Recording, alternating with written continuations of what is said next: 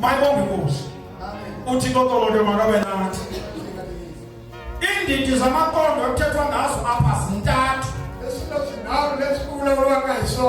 Ubushushu, ekoyisa, ukubanda, ukutitimela, ukudikidiki. ekukufumela ntsena. Apha isithunywa sibonela abantu babe ngamaqondo amabini. Ngakula wabo babena silo lesimbili. Ubushushu Ekoyisa, nokubanda. ukutitimela. Ingozi yabantu kubadidi. Angozi yabantu kokuba kufumela sokungayenzi kuzitimela. Umuntu odikidiki umuntu ongeke umthembe. Umuntu ongeke amele izwi likaThixo noma sele kuthiwa naba ababulali mele izwi likaThixo. Umuntu oyingozi othi esemakhandini abe esendlini kaThixo.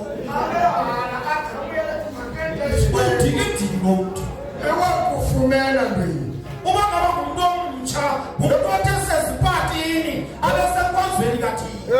Ayatiphatini adlala aya ekashikweni. Lo muntu othi selezinikele kodwa abe sethe bhakada namankazana. Bebathi nikelini adlala athi ntombini.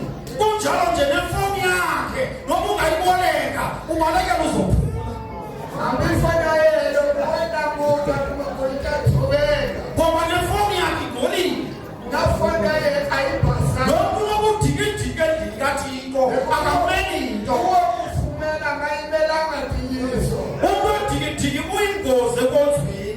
Munhu wakufumela ingozi kerekeni. Lithi ilizwi likaThixo ngenxa uba udikidiki ndakubuhlanze emlonyeni wam. Njengoba wakufumela ntakuhlanta nomunhu wa mina. Xa kuhlanzwa nguThixo ke uphutshelwa ngaphandle enkonzweni. Lokuhlantiwa kuhumeselwa handle kerekeni. Noba singakulandela ngenxa kuhlanziwe awukwazi ukubuyela enkonzweni kaThixo. Hambiloko ukulanza awubuyeli njengesikweni. Nabaphakathini baninzi abazalwa babhubhukile kodwa abahlanzwayo nguThixo. Banyingi nabakwaleli abangahlantiwa esikweni. Noma ungakhona endlini kaThixo uba uhlanziwe nguThixo. Hambiloko ukhona lokuhlantiwile uhlantiwile njengesikweni. Oshushu evangelini angathandwa ngulubandayo. Lwayisaka angarhandziwi lwatitimela. Ukubanda kukungakholwa. Kutitimela kukangapfumeli. Ukuba shushu kukulibamba ilizwi likaThixo uliqinise ungacengi bantu. Loko kuhisa loko ri khomelele tra Xikwembu u nga cengi munhu. Mayibonge inkosi. A Jesu.